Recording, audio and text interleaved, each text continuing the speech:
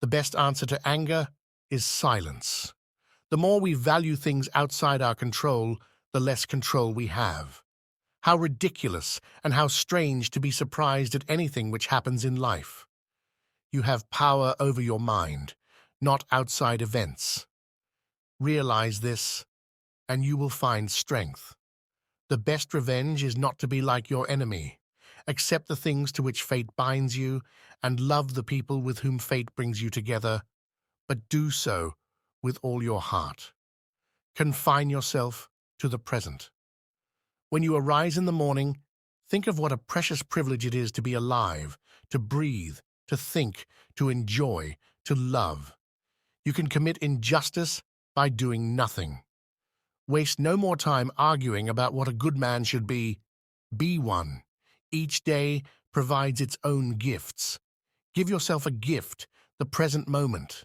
The only wealth which you will keep forever is the wealth you have given away.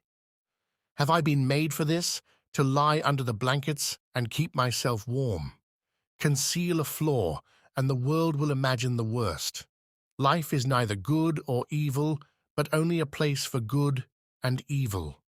I cannot escape death, but at least I can escape the fear of it. How trivial the things we want so passionately are. Settle on the type of person you want to be and stick to it, whether alone or in company. Consider at what price you sell your integrity, but please, for God's sake, don't sell it cheap. Think of yourself as dead. You have lived your life.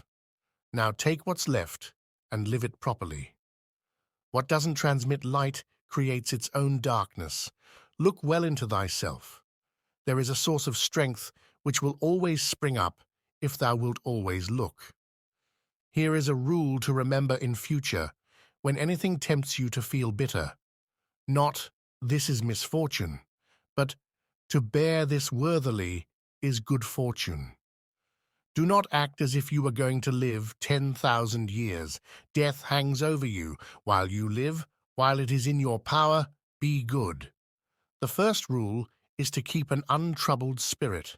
The second is to look things in the face and know them for what they are. How much more grievous are the consequences of anger than the causes of it?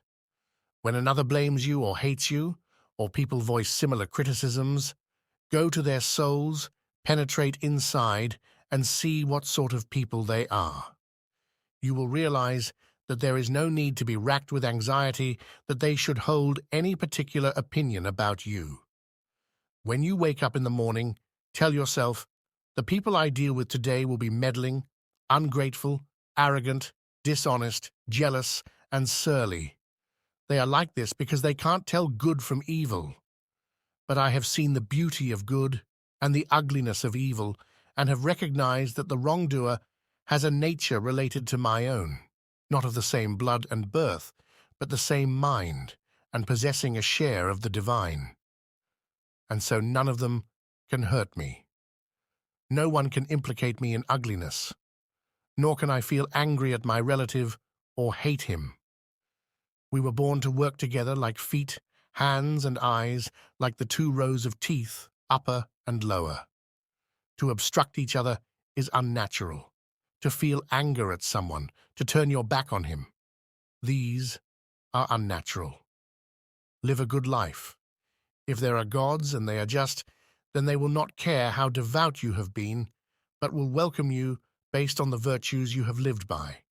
If there are gods but unjust, then you should not want to worship them.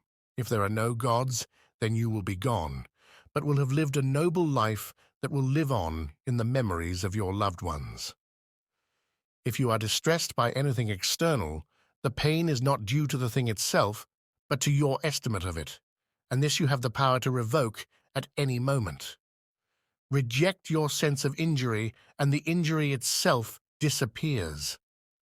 I have often wondered how it is that every man loves himself more than all the rest of men, but yet sets less value on his own opinion of himself than on the opinion of others.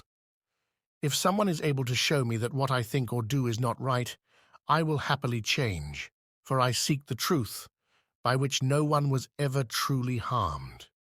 It is the person who continues in his self-deception and ignorance who is harmed. Whenever you are about to find fault with someone, ask yourself the following question.